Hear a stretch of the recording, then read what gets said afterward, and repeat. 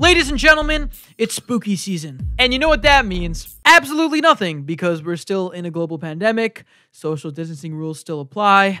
I hate my life. But that being said, nothing's stopping you from getting on the couch, popping on the TV, and throwing on one of those classic Halloween specials. You know, those ones that we watched when we were like 7 and are now tattooed into the back of our psyche forever. You've got your classics, of course. Everyone remembers Halloween Town. The Ed, and Eddie Halloween special was pretty scary too. But God, there was nothing like Scary Godmother. Do you remember Scary Godmother? Of course you do. That's not even a question. I don't even know where to begin with this movie, but I think it's time we talk about it. Mostly because it's Halloween, but also because it's hauntingly beautiful as a film. And I'm sure when I brought it up, even if you had no idea what I was talking about, the second I said its name or we showed the photos on screen, something way in the back of your consciousness, maybe buried deeper than you knew, suddenly unlocked this memory. So it's time we talk about it. So without further ado, guys, let's get spooky. That might have been either the best or worst thing I've ever said, but yeah, either way, let's start the video. So guys, let's start with some background here. As infamous as these two specials were,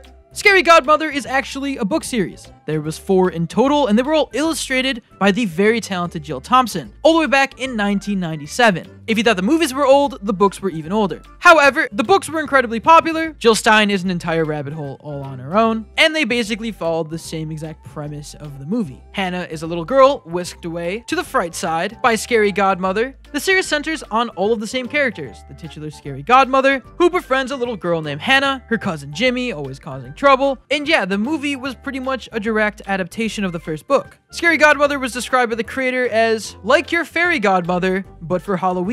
There's really nothing scary about the Scary Godmother. Well, clearly, she's never seen 2003 CGI. I'm kidding, of course. After the success of the book series, Mainframe Entertainment handled an adaptation titled Scary Godmother Halloween Spooktacular, which oddly enough premiered internationally at first, before landing on Cartoon Network in 2004, and the rest is pretty much history. The most infamous part of Scary Godmother has to be its somewhat terrifying CGI that honestly is not aging that well. At least that's a huge part of it for me. But apparently Jill Thompson insisted that the movie was CGI. So book and history aside, let's get to the part that everybody knows. In 2004, the special aired on Cartoon Network and changed Halloween forever. At least from my perspective. I don't know how much of an impact it really had. For this video, I rewatched Scary Godmother and its sequel, and I honestly have a lot to say, a lot more than I thought I would. Both of the films are currently just on YouTube if anybody wants to watch them. Hopefully they stay up. But if you haven't seen them for any reason and just don't want to, here's the basic rundown. The first Scary Godmother is a quintessential Halloween movie. From the entire fantasy world being centered around Halloween, to characters being in their trick-or-treating costumes the entire time, to the movie taking place literally on Halloween night, this is definitely a film for October. First thing I noticed is these titles are just way too aggressive. Why are they so angry, dog? It's 2004.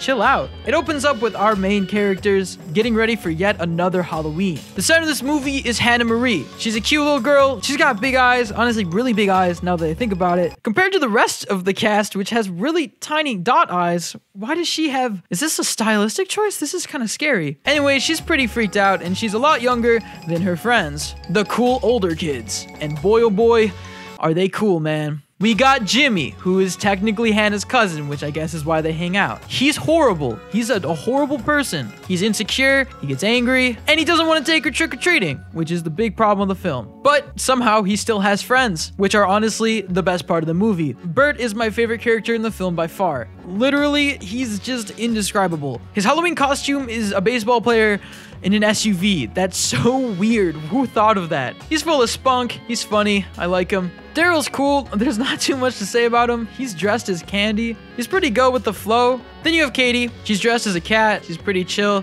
Man, I really gassed up these kids. There's really not a lot here. They're funny. Their scenes are some of my favorite in the movie, but there's not too much to their characters in general. In fact, they don't really have a lot of opinions of their own, usually just going with what Jimmy says. They're pretty much followers. Their big plan is to score big on Halloween and get as much candy as they can. Noble cause for a bunch of kids on Halloween. I respect these guys. The only problem is that Hannah is literally terrified of everything because she's an actual little girl, which makes sense. Also, for this sequence, they're hanging out in a graveyard. I don't understand. Why are they hanging out? That's so dark. They're literally just chilling above dead bodies. I didn't hang out in graveyards as a kid. Maybe I didn't have a childhood. I don't know. The group decides, well, actually, more Jimmy decides, that Hannah's only going to slow them down and that the only way they can get candy is to get her to leave by scaring her, by locking her in an abandoned house. That's their plan. That is so dark, dude.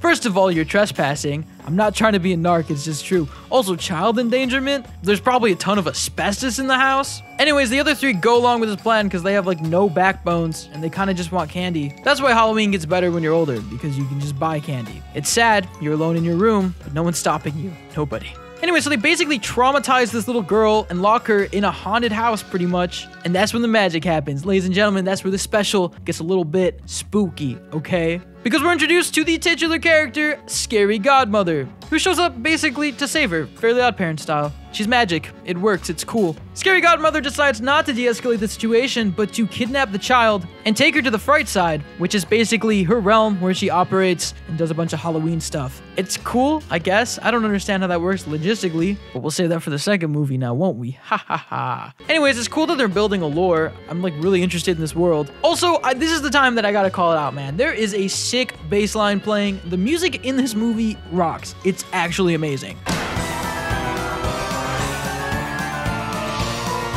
At this point, Hannah is whisked away to Scary Godmother's house, and the real message of this film sort of kicks in. Hannah is terrified of monsters, but in this movie, she actually gets to meet most of them, and they're the best characters in the movie. Maybe she finds out they're not so bad after all. I don't know, maybe we'll see. This film's not that long, if I'm being honest. The first person we meet is Mr. Skully Pettibone. They're all her roommates. She calls them brewmates. It's a pun. I get it. His whole gimmick is that he hides in people's closets and keeps their secrets. I guess sort of like a skeleton in the closet, like that metaphor. But I'm gonna be honest, I don't think Mr. Skully is aging well. He reads a little problematic to me. Mostly because there's plenty of moments where he seems like a stereotyped homosexual character, and the whole pun of coming out of the closet does not help. How do I look?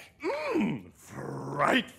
I don't know, I'm interested to see what you guys think. I'm not gonna decide on this one. There's too many layers to this. But something about him does not sit right with me. Let me know in those comments down below though. Then there's Bugaboo. He's just terrifying. It's his job to scare kids, like Monsters, Inc. logic, which I never really got. And honestly, Hannah's really scared of him, rightly so. Then there's Harry, who's my personal favorite monster, and he gets dunked on the most, dude. People are not nice to Harry. He's a super dramatic wolf. He talks a lot, which I think is endearing. And yeah, I just love how dramatic he is. Every time he talks, it's like a speech. I think that's so cool, and also it does get a little annoying after a while, I will not lie. So they all live in this spooky house in the spooky realm. It has a different name than that, but I'm not gonna lie, they should have just named it the spooky realm. Eventually, it's revealed that Scary Godmother's thrown a sick party because it's Halloween, and that's their whole thing. And we're introduced to the other characters in this film that I love dearly. The vampire family. You got Daddy Count Max. He's just a cool, tall vampire dude. Ruby's his wife. And their son, Orson, who's pretty chill. He's down to earth, man. Also, he's got cool dyed hair. Like, come on. He's cooler than me. I hate it.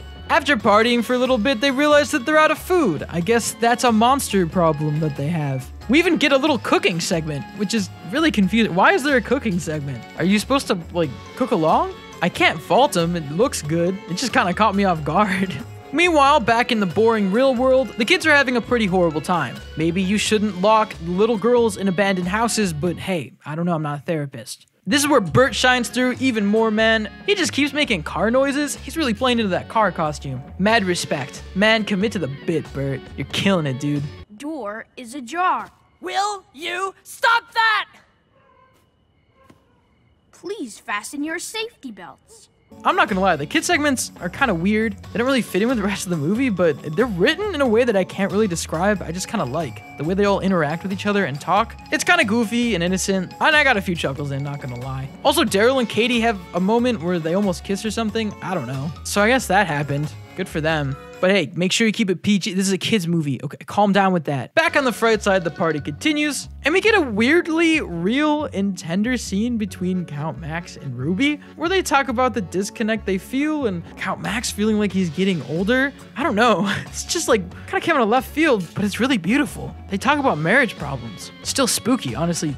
Marriage problems are like the spookiest thing ever. This is the part where I kind of have to clown on the animation a bit, I'm not gonna lie. I'm vibing with the story, it's written really well, the music is just way too good, but there are some moments in this special where I watch and I'm like, how do they export that and think, okay, let's just put this on TV? Another thing I love about these characters, honestly, is when they all go to order a bunch of pizzas, Harry actually orders like 14, and they all reveal that like none of them have money. And it makes me wonder, what do they do all day? Are they just monsters full time? Bugaboo alluded to having a job, so I guess he has money. But I love the idea that they're just like living in this spooky realm and they're all broke. Harry literally has a wallet. Why does he have a wallet? How does this work? I have so many questions and I know none of them will get answered, but this scene is powerful. You could always solve for it. No. Sorry. My soul is worth more than 12 pizzas. At this point, Hannah realizes that the monsters aren't that bad, specifically Bugaboo, who she was scared of the most. Rightly so, he's terrifying. And Hannah learns a valuable lesson about not judging books by their covers, imagining people more complexly than the idea of them you have in your head, and not being biased towards a certain type of person just because they might seem scary. What does she do with this information? She scares her shit friends. Good, they deserve it. That's right, the movie ends with them getting their just desserts. Most importantly, Jimmy, when the monsters come to the real world to spook the heck out of them, and Hannah gets to act all brave, even though they're friends. Haha, wink wink, nudge nudge. And Hannah wins in the end, having a pretty sick Halloween, and getting a key so that she can go back at any point. That's powerful. So all in all, that was the first Scary Godmother movie. If I'm being honest, as rough around the edges as it was, I love this movie so much. Man, did this animation age pretty poorly, but that's really the only thing. Rewatching it again, the only thing I really learned was that this special is pretty much timeless. The writing is fun and goofy, the voice acting and music are top-notch, way better than they should have been. They could literally remake this movie today and it would still resonate the same. More on that later. Besides some awkward moments, which most likely are because of the age of the movie and the animation constraints at the time, it's a fun watch, and I don't know, maybe I'll show my kids someday or something. It's definitely fun to watch with a group of people though.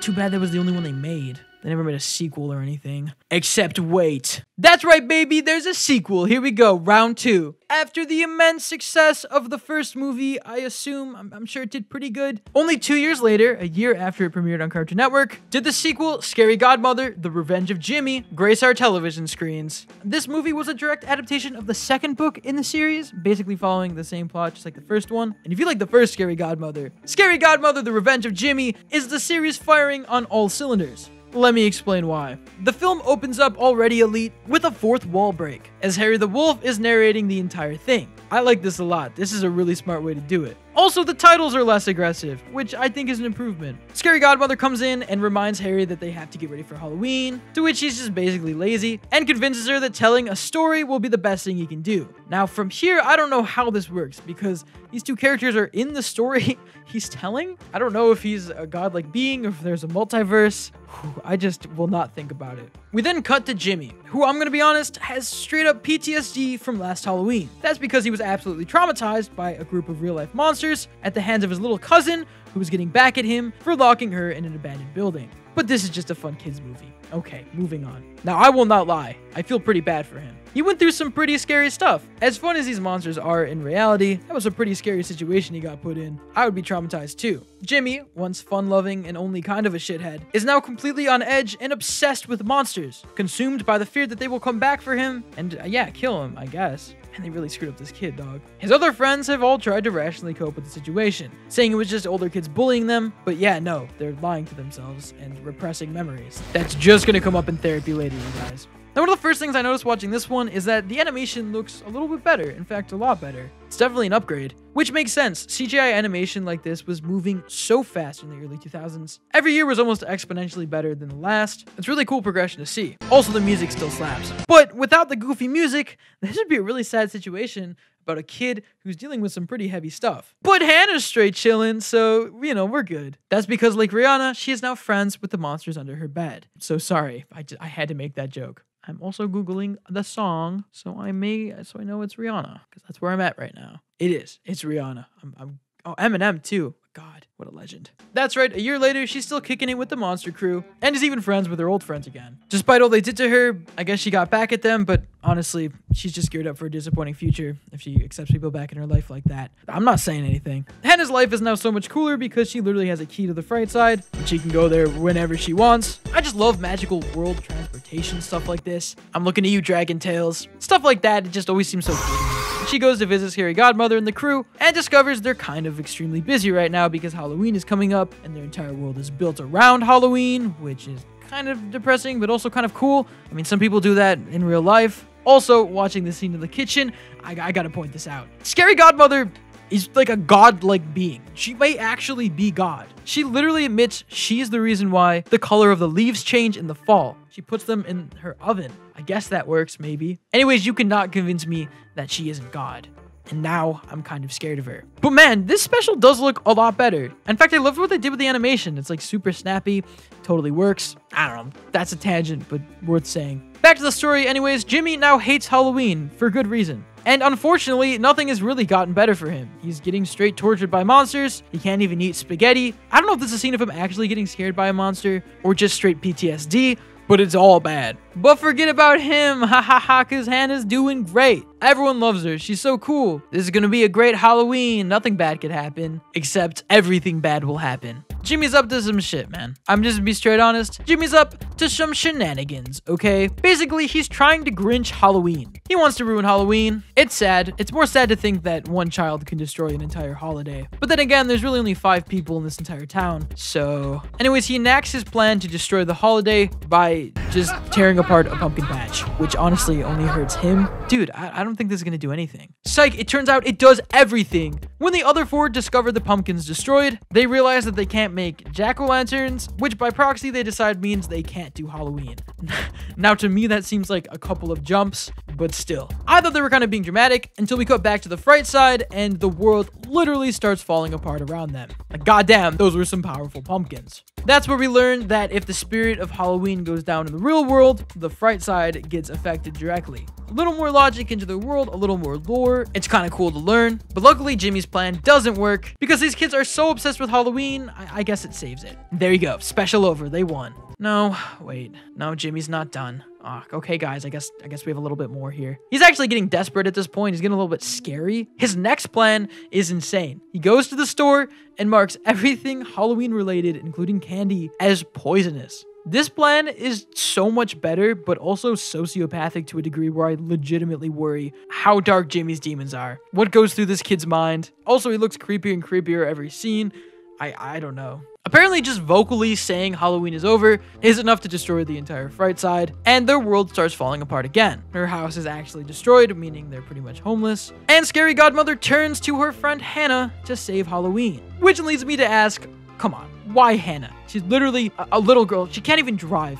Isn't there anybody better to save an entire realm and holiday? Like the president? Not our president now, obviously, but I don't know, back in like 2004? Luckily, Jimmy's plan gets foiled once again when they decide they can just make their own treats. Remember how they had that random cooking segment in the first movie? Well, we get another one again. The only problem is this recipe calls for chocolate. If you have access to a chocolate bar, don't you have candy? I'm so confused. I just don't think about it too hard because it works. Anyways, it looks like Halloween is saved yet again.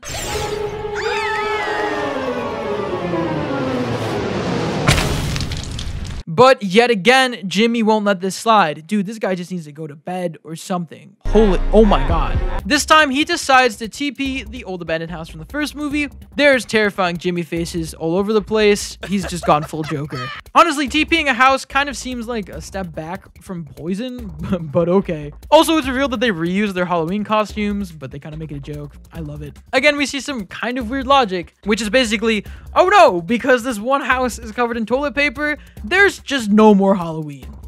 That makes sense. Back on the fright side, more chaos ensues, as this is kind of a last straw moment, and we get to see the horrors of Naked Wolfman. In this moment, an entire generation of furries were born. The kids are sad, understandably, because Halloween is ruined for a 3rd time that night, and Daryl sheds a single dramatic tear. Dude, a house got TP'd. Okay, grow up a little bit. The coolest part of this special is we just witness what happens to the fright side when Halloween falls apart, which is really imaginative and cool. We see all sorts of things happen to the characters. Scary Godmother loses her color. The vampire family comes back to life. It's trippy. But Hannah, in her infinite perfectness, points out that no, it's chill. Halloween isn't gone because the TP kind of looks like ghosts. And that's all it took to save everything. I don't know why the opinion of these 4 kids holds so much power, but I'm gonna roll with it because I think it's personally really cool. Meanwhile, Jimmy, like I said before, has gone full Joker. This kid's really lost it. In an attempt to destroy Halloween, he's destroying himself. Halloween finally being saved, Hannah takes all of them to the fright side and introduces them to her monster friends. and the movie is over. Happy ending. They even have a scary dance sequence. This is definitely where the movie ends. There's no way anything else is gonna happen, but then other stuff happens. There's just a weird subplot about the vampire family, which I'm not against, but it just really comes at the end of the movie like this. Also, if I were a kid in this situation, this would not be my idea of a fun night. I'd want to be out like trick-or-treating instead of partying with weird monster adults. But like I said, this movie is pretty much wrapped up. There's no way anything else is gonna... Oh no, Jimmy. Jimmy's back up to some... He's back up to some shenanigans. No. That's right, this kid just never learns and decides if he can't ruin Halloween, he'll just ruin their get-together by stealing their grand prize. At this point, he's fully descended into madness. He goes full Simon at the end of season 3. You catch my drift. But, of course, it doesn't work, just like the last 3 things he did. And he ends up getting beat up by Harry, which honestly is kind of cathartic to watch. He literally says bah humbug too. That's the wrong holiday, nerd. But in a twist, we get to see a little bit of Jimmy redemption. It all happens after he ends up scaring Bugaboo, and the two have kind of a heart-to-heart. Again, I don't think Bugaboo's innocent at all. His job is to scare kids. Really weird. Anyways, because he's able to do that, they all make him the winner. Kind of oblivious to the fact that he's been ruining things all night. But they all decide to be the bigger person, or maybe they just are too naive, and they make him the winner of the competition, because nobody should ever pay for their actions. This causes Jimmy to start to soften up a little bit, and he kind of reverts back to his normal self. He even makes up with Hannah.